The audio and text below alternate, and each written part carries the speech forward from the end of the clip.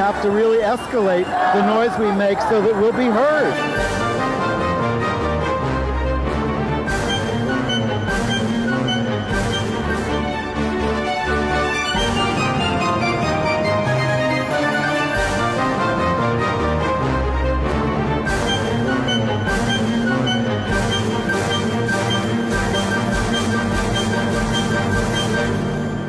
Welcome to Gay USA. I'm Andy Humm. I'm Ann Northrup. And so much news this week, including the fact that a confidential strategy plan of the Anti-Gay National Organization for Marriage has been obtained, and it outlines their racially divisive tactics. Among other things, it's a shocking memo. It's really stunning that it came out.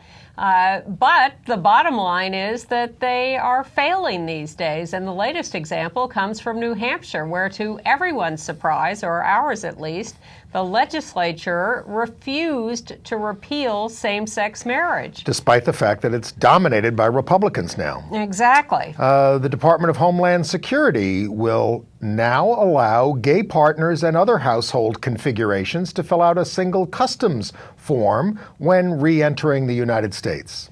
The challenge to the Defense of Marriage Act section that denies federal recognition of same-sex marriages moves to the Federal Appeals Court in Massachusetts in the Gill case on April 4th. They're going to have audio recordings of that. Yeah. We'll be able to listen to. A federal court employee will start receiving benefits for her same-sex spouse, even as her case is on appeal. And the Justice Department is asking for accelerated hearings on that.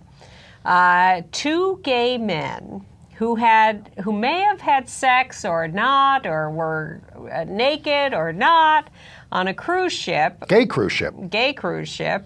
Docked in Dominica, were arrested and fined. It's quite the scandal. Right. A judge has taken a slap at the intrusive policies of the New York City Health Department when certifying that someone has transitioned from one gender to another. A suspect has been arrested in the shooting of a gay man in Washington, D.C. that we told you about last week. Madonna will defy the law in Russia prohibiting basically gay speech. Does this have anything to do with her new album release? Possibly. And the Miss Universe pageant in Canada has rejected a transsexual contestant. Now, let's remember the Miss Universe pageant is owned by Donald Trump and NBC. Can't wait to hear what they have to say about this. The movie Bully, which is about bullying, is opening in New York and Los Angeles, and we're going to discuss the controversy over its MPAA rating or lack thereof. Andy will review a new show at the Vineyard Theater called Now Hear This by the same people who brought you Title of Show, one of our favorites from a few years ago. Right. If you can't stay up, I liked it very much. But we're going to start with this incredible revelation from the National Organization for Marriage. How did we get this confidential memo? It's a big briefing paper, internal campaign document for the National Organization for Marriage. Fred Karger. Who's he? He is the out gay Republican candidate for president, and the way he got into the presidential race in the first place was that when Prop 8 passed in California in 2008, he, who had been a political consultant for many years to Republicans, got very offended by this and decided that he did not like the fact that the National Organization for Marriage put so much money into that campaign without revealing any of its donors. Right. So he filed lawsuits in California and then subsequently in other states where they operated on other ballot referenda. And one of them was in Maine, where the legislature had approved same-sex marriage, but the voters had taken it away at the behest of NAM and the Catholic Church, who did not tell us who was giving them all their money. So Fred filed a complaint with the Election Commission, I think, or Ethics Commission in Maine, to force them to reveal their donors, because NAM is incorporated as a social welfare organization. Oh, is that it? A 501c3, which means they don't have to reveal who their donors are. But And they're not supposed to engage in partisan political activity. well, they can to a minor extent that way, but only a minor extent, because otherwise, they're helping the poor, etc. So Maine has a law that says if you are an organization, a nonprofit, that gives a certain amount, only like $5,000 to a political campaign, and it doesn't have to just be a specific candidate, it can be a ballot initiative, you have to reveal any donor who gives you $100 or more. So the Ethics Commission said, yes, NAM has to reveal their donors. Well, we have won these cases across the country that Fred and others have filed. NAM is on notice that they have to reveal their donors. They have yet to reveal a donor, but meanwhile, all of this is proceeding, and the Maine Commission has now unsealed its documents in the case. And one of these is a memo from the National Organization for Marriage written in 2009 after they won the Prop 8 vote in California, talking about their strategy. Let's talk about some of the highlights in this campaign document, because one of the prime ones that's getting the most play here is that, quote, their interest is in drive a wedge between gays and blacks, unquote, by convincing them to fight over the language of civil rights. The strategic goal of this project is to drive a wedge between gays and blacks, two key Democratic constituencies. Find, equip, energize, and connect African American spokespeople for marriage, meaning for only heterosexual marriage, develop a media campaign around their objections to gay marriage as a civil right, provoke the gay marriage base into responding by denouncing these spokesmen and women as bigots. And they also want to drive a wedge between us and, between the public and our black president. Expose Obama administration programs that have, quote, the effect of sexualizing young children or threatening, quote, childhood innocence, unquote. And they describe this as sideswiping Obama. Yeah. This is what they call it in their memo, sideswiping Obama. Well, I thought they weren't supposed to engage in partisan political activity. They also say the Latino vote in America is a key swing vote and will be even more so in the future, both because of demographic growth and inherent uncertainty. Will the process of assimilation to the dominant Anglo culture lead Hispanics to abandon traditional family values? We must interrupt this process of assimilation by making support for marriage, traditional marriage, a key badge of Latino identity, a symbol of resistance to inappropriate assimilation. It ain't working. Well, what struck me as I read through all this, aside from just how patently heinous all of this was to compare our campaigns. We run campaigns that are positive messages of inclusion, of family values, of we believe in love. And we've lost every one of them except the first one in Arizona. And their campaign is specifically targeted at dividing the American people and creating hate. Oh, is that how you win elections in the United States? Yes! Look at Rick Santorum. Well, he's not. Thankfully, he's going down. Although I'd like to see him as the candidate, and then we'd have them lose with him, as Joe Nocera of the Times says. I'm too scared to let that happen. But anyway. Oh, there's also stuff in this campaign document that says most of the world may never know the crucial role that NAM played in the Prop 8 campaign. Well, now we know. I mean, none of this is really big news. It was evident to anybody observing the situation. Sure. But here it is in black and white. And the nice thing is that they did subsequently they targeted New Hampshire for repeal, Iowa, and the District of Columbia. They failed to repeal in any of those places. Now, I happened to go this week to a fundraising cocktail party for the campaign in Minnesota against the constitutional amendment that's going to be on the ballot this year to outlaw same-sex marriage in my father's home state of Minnesota. And the head of the campaign was there, and he talked about the donors to the campaign. And he said, on our side, we've raised $1.2 million this year from thousands of donors. On their side, coincidentally, the National Organization for Marriage has reported that they have raised $1.2 million, and 2,000 of it comes from 5 individual donors, and the rest is all an undisclosed donation from NAM. Wow. And the Catholic Church. Wow. And those are the 2 big donors Wow. on the anti-side. Doesn't sound like in fair Minnesota. play. Where's the American sense of fair play here? Well, it is just shocking. NAM is also going after Starbucks last week because Starbucks CEO has announced his and the company's support for marriage and that it's part of their corporate values, good for employees, customers, and business. And this has produced an enormous backlash against NAM. So Right.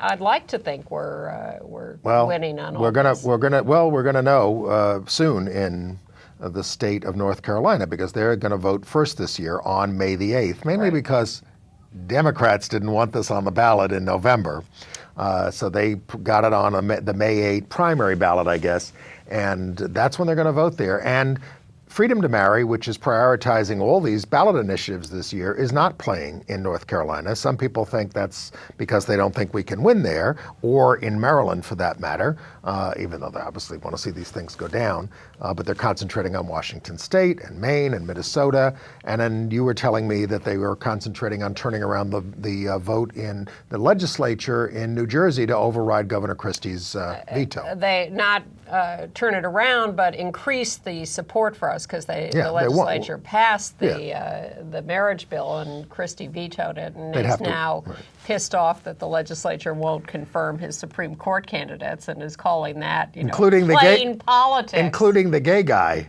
who he nominated. What was your vote to veto the bill if not plain politics? Well, can we talk about our big victory this week? Sure, well, let's do. I mean, this was, when I read this, I was shocked. We're sitting here on this show talking about New Hampshire, and we said, they're gonna repeal same-sex marriage there, but maybe we'll get enough votes to sustain a veto by Governor John Lynch, who's a good guy. But we did allow for one other possibility, but let's do the news first. Well, the news is that overwhelmingly, 116 to 211, this overwhelmingly Republican-controlled legislature voted not to repeal the thing. Now, what are the reasons for that? 100 Republicans voted against repealing the same-sex marriage law in New Hampshire. Mark Solomon from Freedom to Marry was up there and working on this, and he said, we asked for something very specific, which was that only Republicans would speak on the floor about this. No Democrats would talk. This was a fight among Republicans about what they were going to do. And it seems like, there were all kinds of things that could have happened, but basically they decided 2 things. One, the governor's going to veto it anyway, so, let's not bother this year, so they don't. And 2, you got a lot of libertarian Republicans up there who are not socially conservative, who don't care. But there could be a sadistic little plot going here, which is that they assume they can elect a Republican governor in November because they did elect this hugely Republican legislature 2 years ago. Right. And that then they could pass the repeal bill without facing a veto that they would have to override. And that would make things a lot easier for them. So New Hampshire is not a done deal yet, but we are shocked and amazed and thrilled to have won at this point. And there was a huge wave of votes on this at the last minute on this thing. People were not declaring themselves. There also were some hilarious events leading up to it. They defeated some preliminary proposals to split issues off for civil unions and a voter referendum. But my favorite, someone submitted a proposal to bar marriage by left-handed people. Well, it's a thought. Someone has a sense of humor. That would include in the New President of Hampshire. the United States. It would. And most of the previous ones recently. What does that say? And a disproportionate number of gay people are left-handed. You didn't know that? Well, not me, so no. Okay, not me either. In Ohio, we told you that the Secretary of State there, Mike DeWine, who is a right-wing nut, terrible, had rejected the proposed ballot initiative there to legalize same-sex marriage because of technical issues, and we suspected our side would go back with an improved ballot measure, and in fact they are doing that. So we will see how far they get with it. They have to get it past him and then collect over 300,000 signatures to get it on the ballot. And the chances of our winning a vote in Ohio seem remote, but You never know. and it probably wouldn't take place until next year, which would give us a little more time to round up some support and not put it in the middle of the presidential campaign. Let's give them some more good news, which we Okay. don't always have on this show. The Department of Homeland Security. You know how when you come back from overseas and you're presenting your passports, and you go up, and then your partner has to go up after you, and it could be on another line, and everybody's separated. Well, now they're saying they're not mentioning gay partners specifically, but they're talking about households differently, and saying you could all go up together with all your kids, and we're not going to be questioning who had the kid and who didn't have the kid and all that kind of stuff. People This who is a live breakthrough. together. People who live. Well, but not. They're saying it does not include roommates. No. Yeah, that's what it says. How are they going to tell the difference? I don't know, but they're not going to say that's Okay. not including roommates or other cohabitants. I mean, you want me to read the thing? It says, 2 adult individuals in a committed relationship wherein the partners share financial assets and obligations. I don't know how customs agents are supposed to determine this. On the other hand, They've never asked married people to produce any proof of marriage. customs agents used to just send you home at the border if they thought you were a little, homosexual, in their view, and they could send you back on the next plane, and did. This is in the early '80s. I Yep. remember this. Yep. Well, they're trying to make it easier. Well, they've changed those laws. The activists in Maine who just won this release of this document from NAM are pressing ahead with their vote on legalizing same-sex marriage this fall, and they've announced the formation of their new improved organization and a new campaign manager, and they're going to be Mainers United for Marriage, and the website is mainersunited.org. So if you want to check out the Mainers, Mainers. as a native of Connecticut and New Englander, we used to call them maniacs, but they're being a little more discreet and being Good. mainersunited.org. Good. All right. We've been telling you about how we've been winning these cases challenging the section of DOMA, the Defense of Marriage Act, that says the federal government will not recognize legal same-sex marriages. So up in Massachusetts, we've won cases. Which is why they wrote the customs thing in a general way, so that they wouldn't have to violate DOMA by recognizing same-sex marriages. We've been winning all these things at the trial court level in the federal courts. District courts, yes. Right, the district courts. So the U.S. Court of Appeals for the First Circuit is now going to hear arguments in the Massachusetts case, which is a bunch of cases. It's the Gill case, which is individual plaintiffs who are legally married in Massachusetts arguing for equal treatment from the federal government. Plus, the state of Massachusetts is in this because they say they, as a state, are being treated unequally because the marriages they perform are not being recognized by the federal government. Plus, the federal government is now on our side in this case, saying they want DOMA Part 3 struck down. In fact, the case will be argued by the new gay guy at the Department of Justice, the acting Assistant Attorney General Stuart Dellery, Dellery, who is an out gay lawyer who was, and their side will be argued by Paul Clement, who has been arguing all week against the Affordable Care Act, and he's the big right-winger who works for the House of Representatives. BLAG, yes. The legislative group. He's the one hired. Legislative Action Group or something. The one hired by John Boehner to defend DOMA in the federal courts. So that arguments there will take place on April 4th at the First Circuit Court of Appeals in Boston. And then on the other side of the country... And you, by the way, you will be able to, after they're done, you're going to be able to listen to audio recordings if you want to tune in someplace and listen to them. We'll give you, if you send me an email and you get on our email list, we'll include that link. The other place we've won on the West Coast is in the Ninth Circuit, where the district court decided that DOMA was unconstitutional in the case of Karen Galinsky, the federal court employee who is legally married in California and wanted her wife to receive benefits, and they went through a whole fight about that, and the federal government at first opposed it and then turned around and is now on her side.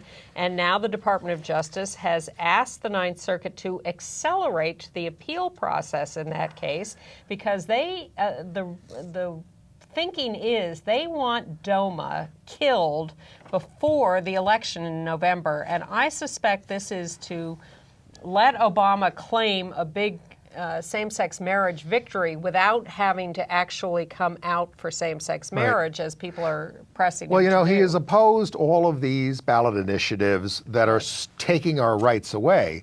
I don't know what he's going to do in Maine because it's an affirmative one by us. I don't know that he's been asked yet. Yeah, but I mean, he'd have to come out for same-sex marriage then to say I would vote for same-sex marriage. I think he would say it's a state's issue. He wouldn't even go into how he would vote. Well, you know what they say. They answer the question they want to answer. You ask them, will you support the initiative in Maine? And they say, I am on record as opposing the Defense of Marriage Act, and I believe, everybody can make their own decision. In the case that you're talking about, though, about Karen Galinsky, the House of Representatives, which is now supposed to defend the law, hasn't weighed in on it. They expect them to, but they have not yet weighed in on it. They're going to show up.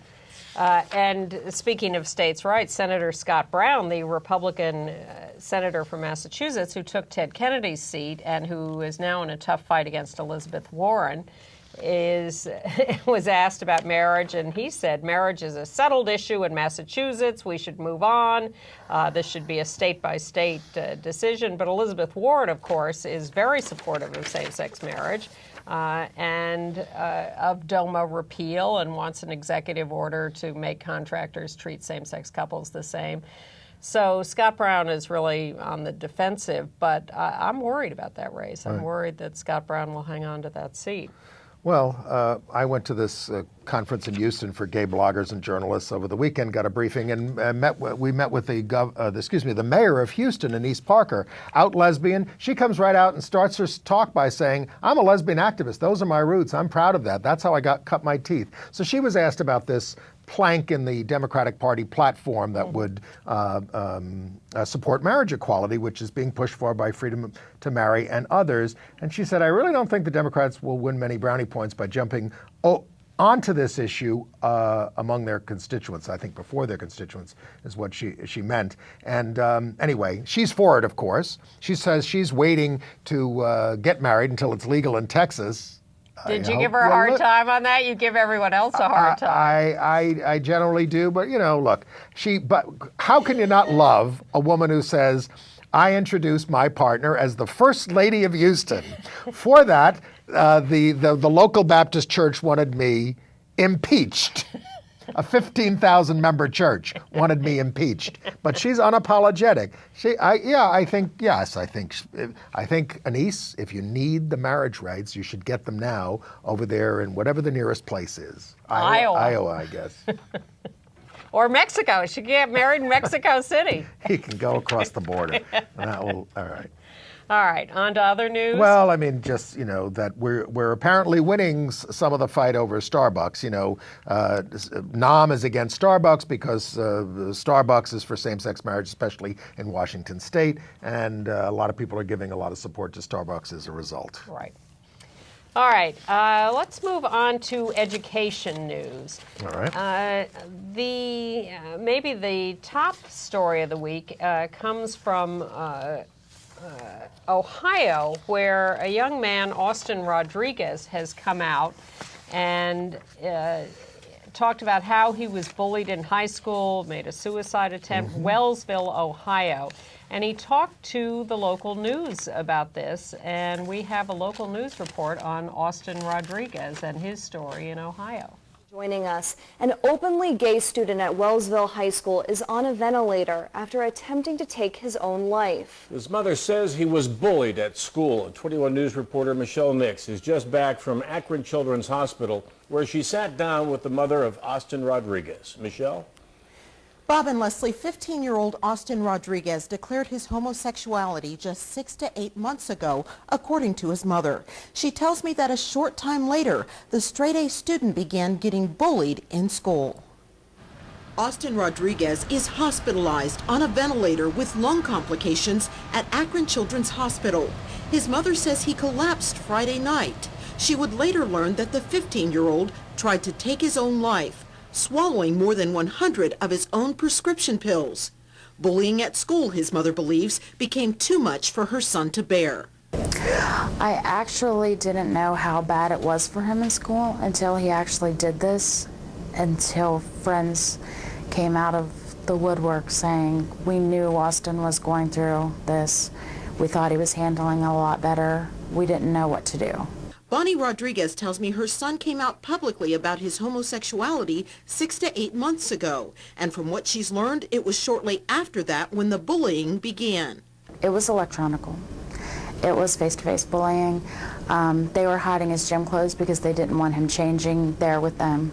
Austin's mother says she prays that what happened to her son will spark open discussions on the issue of bullying in school. And she warns parents that if you feel there's something going on with your child, trust your instincts and push to find answers. Now this mother is fighting for her son as Austin fights to recover. I still think the next few days are still going to be pretty critical. Also critical, raising awareness one community at a time that this teenager's pain is just part of the damaging impact of bullying. With more local news, I'm Michelle Nix. To the news station, his mother did. Right.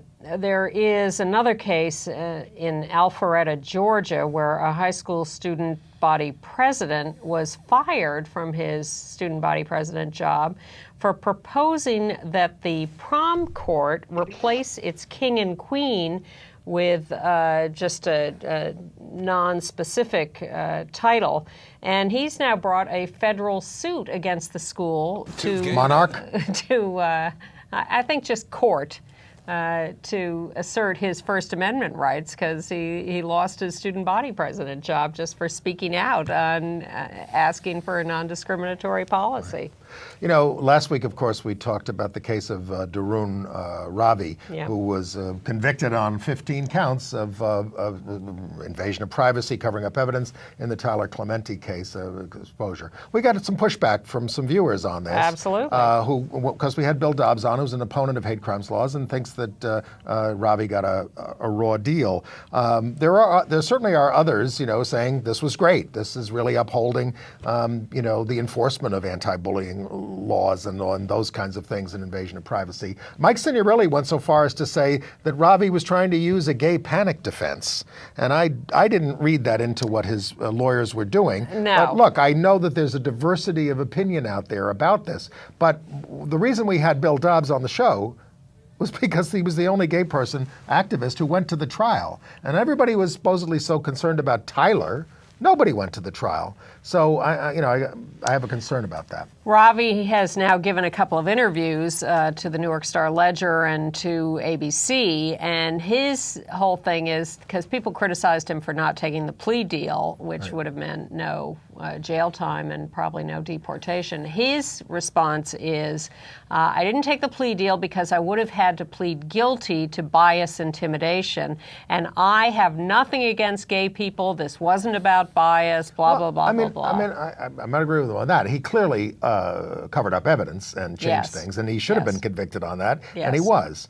And we just don't know why. And he should have been convicted on invasion of privacy. Yes, but we just don't know why Tyler killed himself. If anybody thinks they really know, show me the evidence. We don't know. Everybody assumes that, you know, he... And everybody conflates the two and wants to convict Darun Ravi of being responsible for the suicide, and it's really important to keep those separate. I mean, and to wonder whether he would have been even prosecuted if Tyler had not killed himself, if Darun were white, if, you know, Tyler were straight, all these other questions. But, I mean, again, a lay jury, applied the law, and they came up with 15 convictions on this. So Well, it is my hope that there will not be a lengthy prison sentence, because I think it's inappropriate. But not that I think Darun Ravi is a good nice guy. No, he's a creep. We told you last week about several horrible crimes in Washington, D.C. Gay and transgender people attacked, shot, etc. 800 people showed up for a silent march for victims of GLBT violence. They expected maybe 50 people to show up. 800 showed up, including city officials and cops and everything. They have now arrested one person in one shooting. It's a shooting. It's not a murder. They arrested a 27-year-old woman in connection with that March 11th shooting of a gay man at the IHOP. It was a scuffle that broke out at an IHOP restaurant. She and her companions were throwing a lot of gay slurs at a anti-gay slurs. Yes, anti-gay slurs.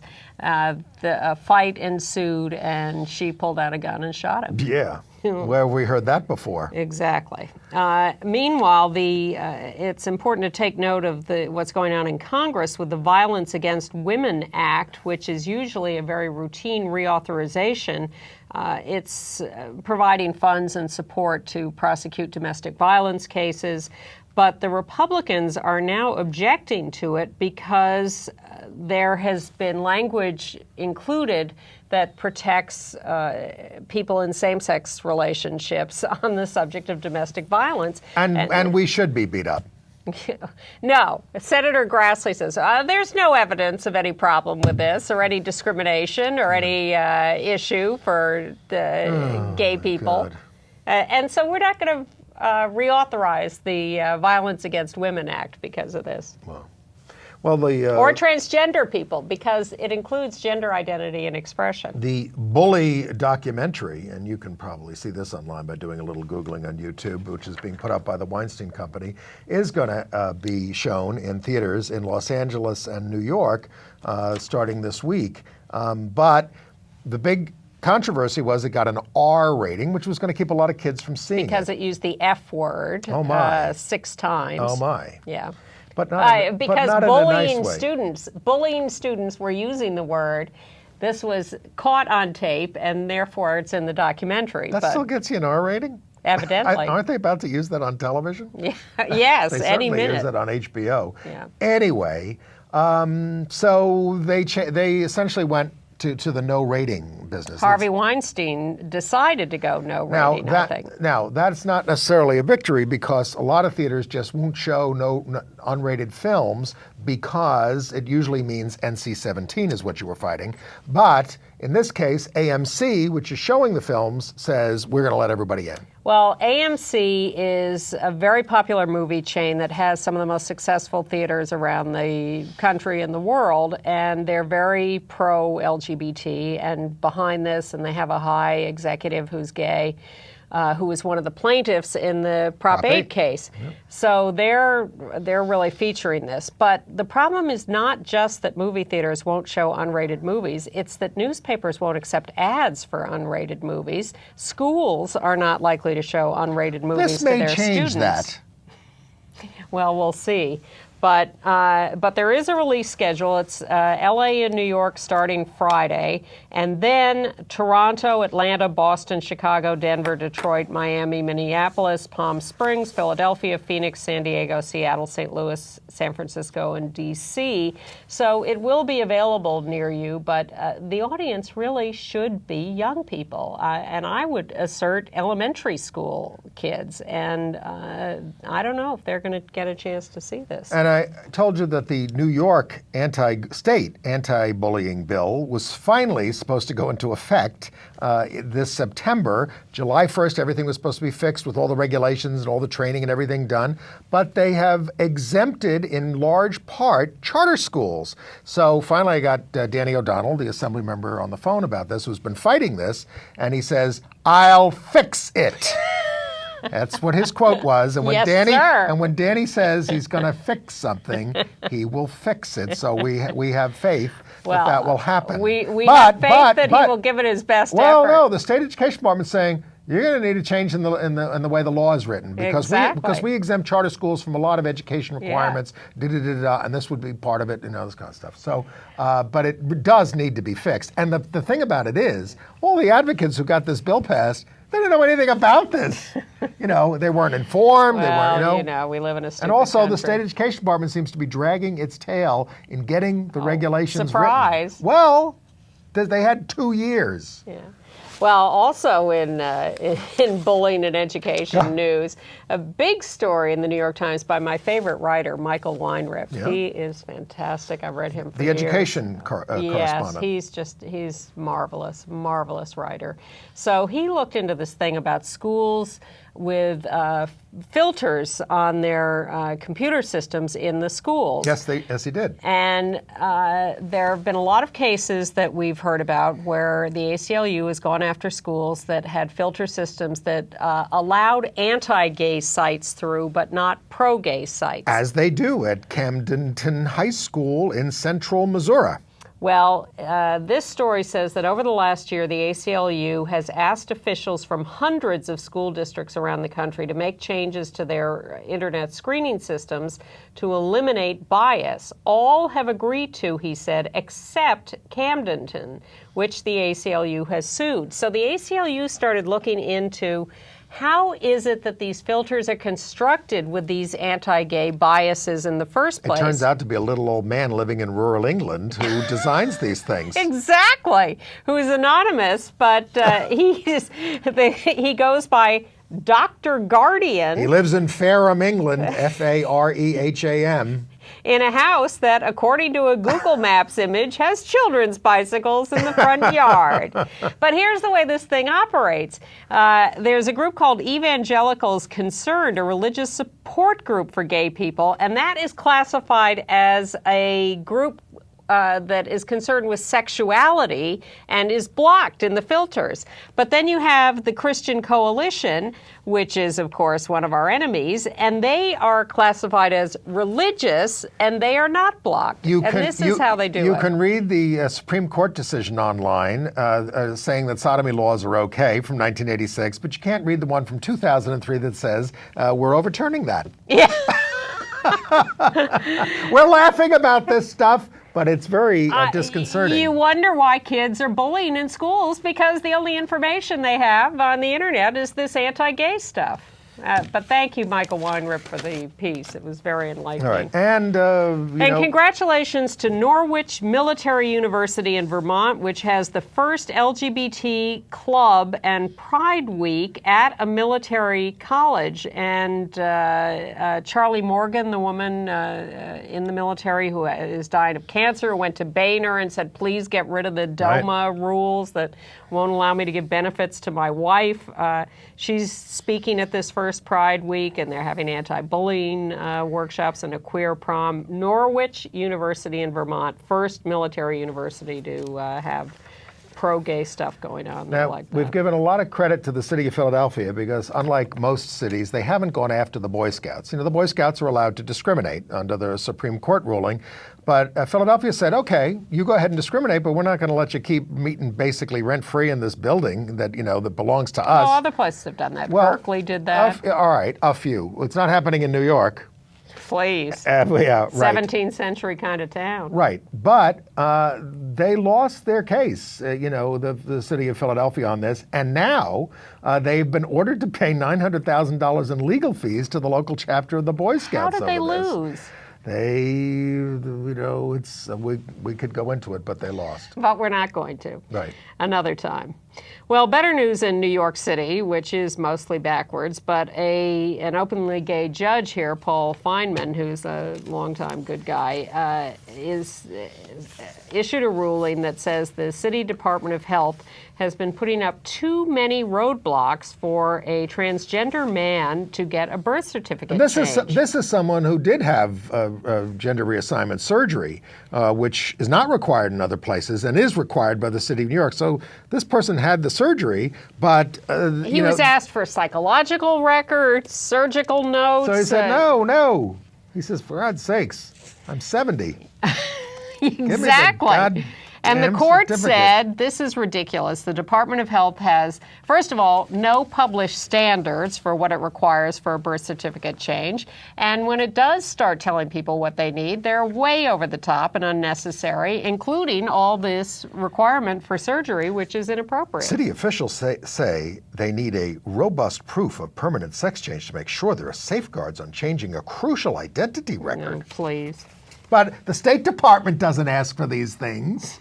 They've changed. Why can't this is our city. We're falling down on the job here by not getting this done. 17th, I'm going to put this on my to-do century list. kind of town. I'm going to put this on my to-do list. And a couple of weeks ago, we had out lesbian city council speaker Christine Quinn here as a guest. She is profiled in this week's issue of The New Yorker. Wow, she's arrived in The New Yorker. Well, you say it's not a Particularly terribly penetrating, not a particular, but I mean, for those who don't know her very well around the country, it's you'll get to know a lot about her. I'm a little taken by the action of the Gay and Lesbian Chamber of Commerce in Salt Lake City, Utah, and their little action to increase visibility. Yeah.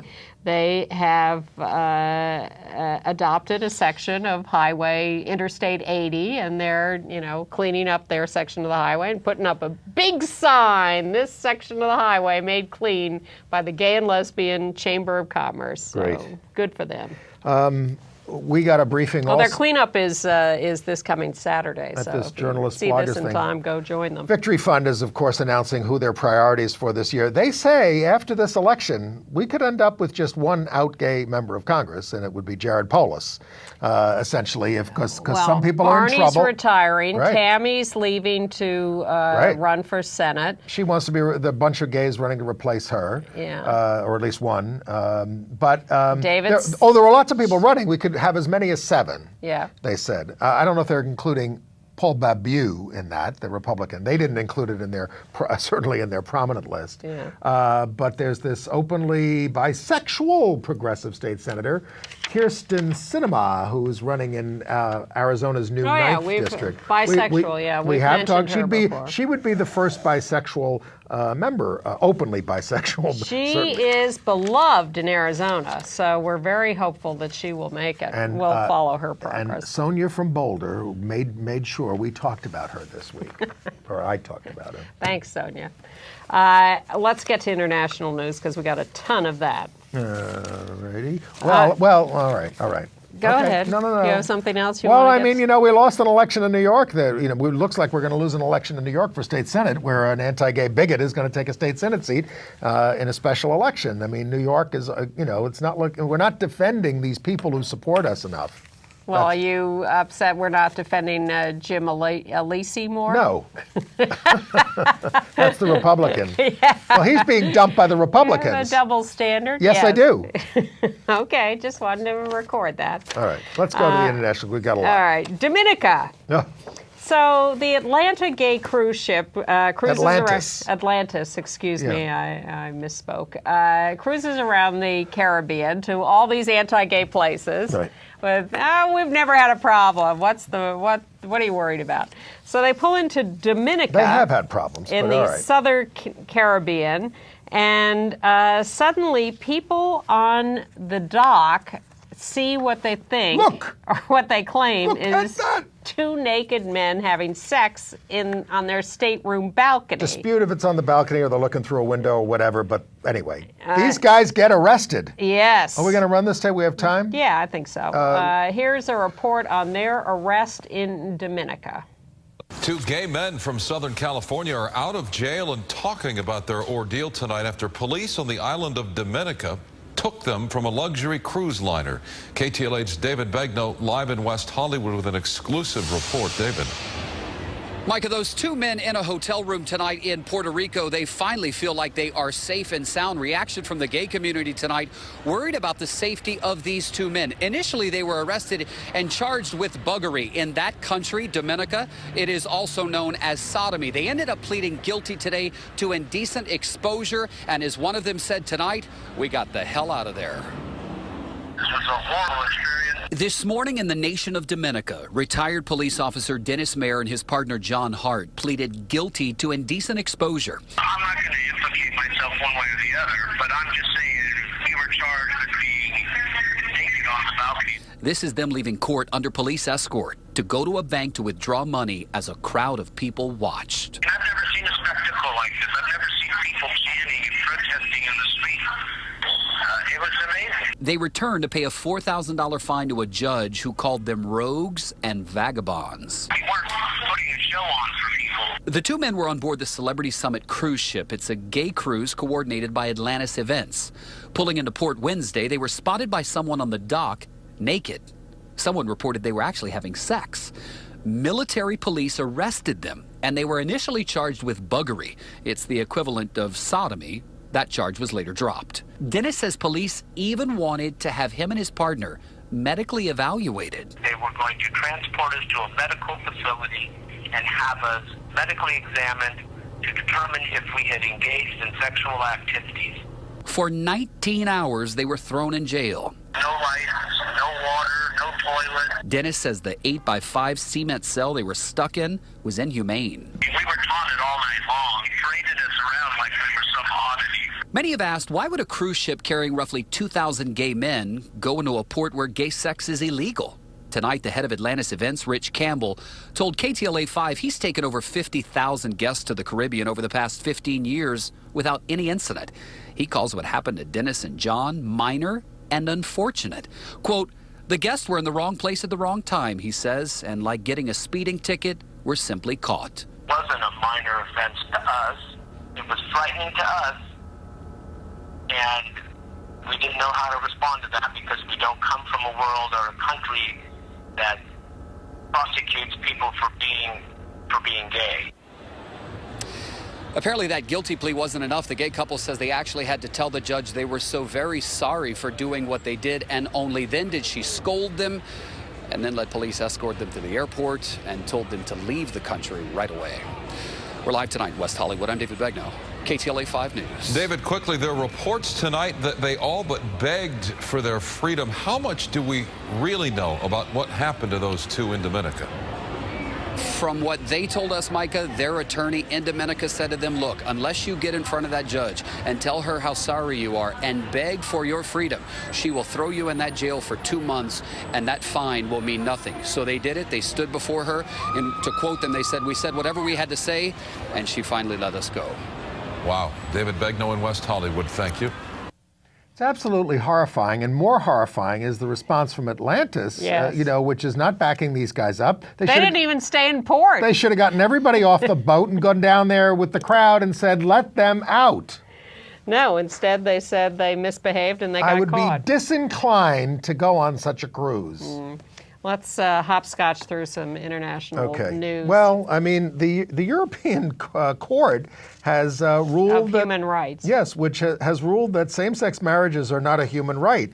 But here's the other part of this decision. So they're not going to force countries to do this, right? But then they say, but if you do it, your churches, if they perform straight weddings, they have to perform gay weddings. That's screwed up.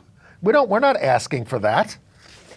No, we're not. It's very convoluted. The Supreme Court of Italy, meanwhile, said that two men who were married in The Hague in 2002 are not married in Italy, but do have the right to a family life, which seems to be the same legal rights as heterosexual couples. So that's a great interim decision from the Supreme Court of Italy, especially given what the Pope has to say on a daily basis.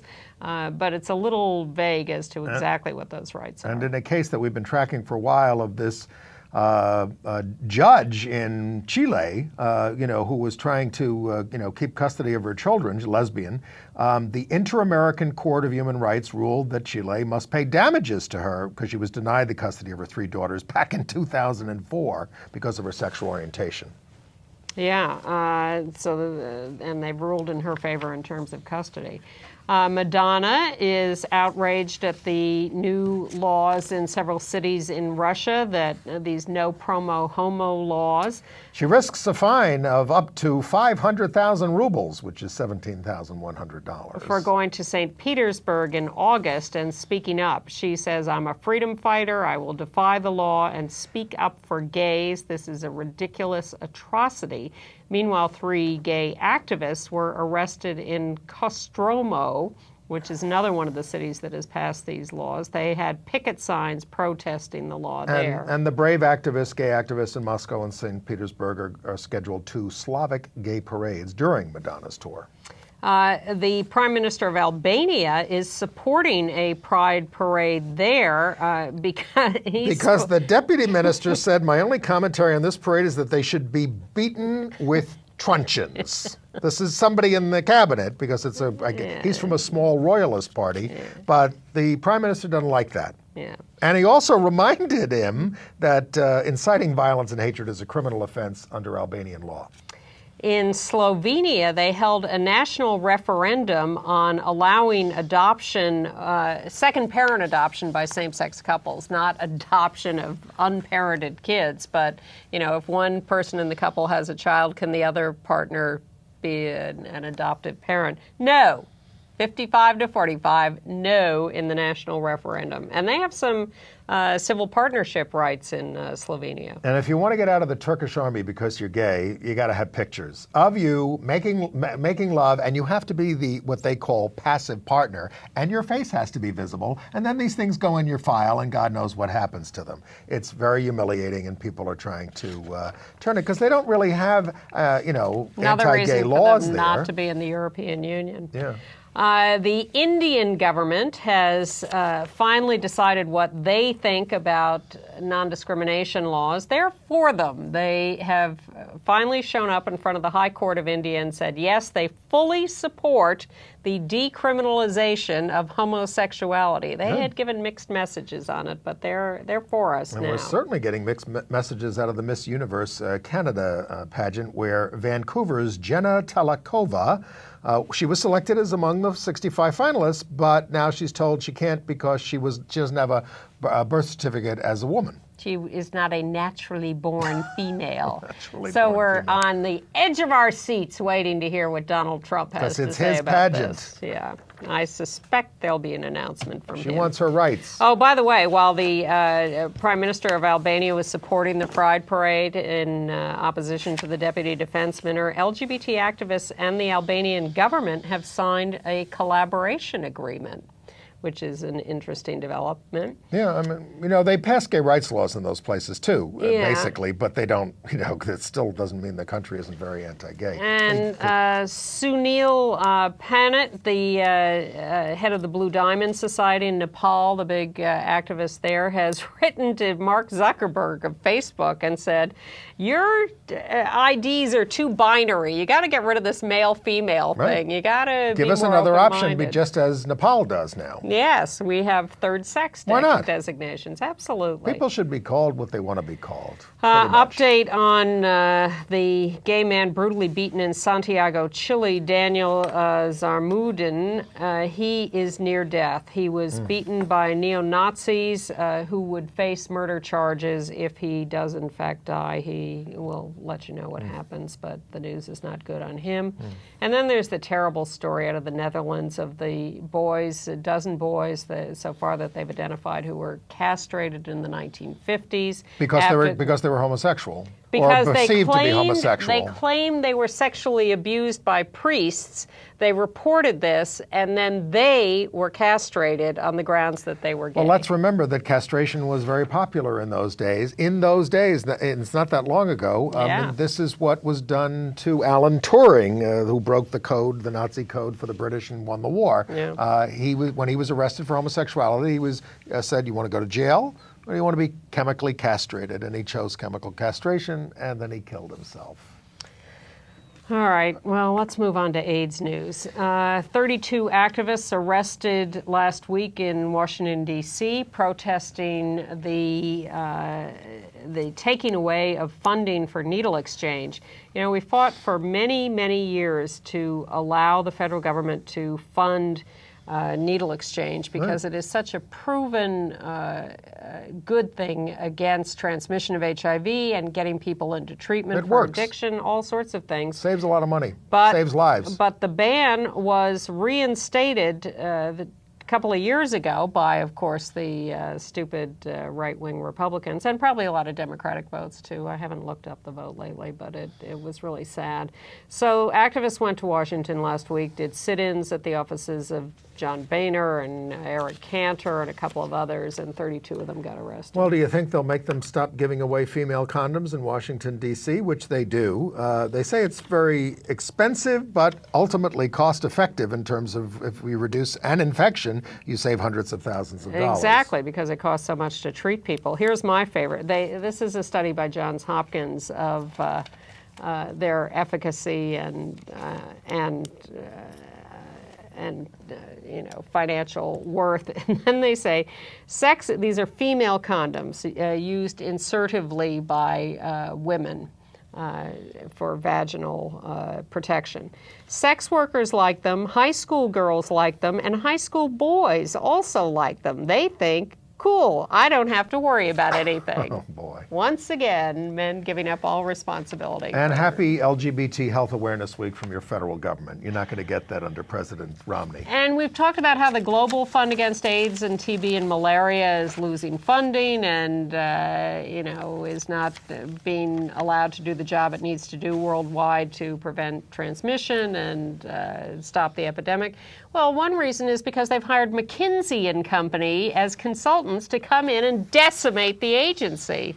Right. So they're cutting back on a lot of their functions and just stripping them down to very little. All right. But we're happy that Obama has nominated Dartmouth President Dr. Jim Young Kim to run the World Bank because he's an expert on global health and has worked on AIDS issues for years, including in partnership with Paul Farmer, who is a great hero of fighting the epidemic in Haiti. And we're happier that he's not Larry Summers. Yes, very. Because that was the guy who was supposed to get it.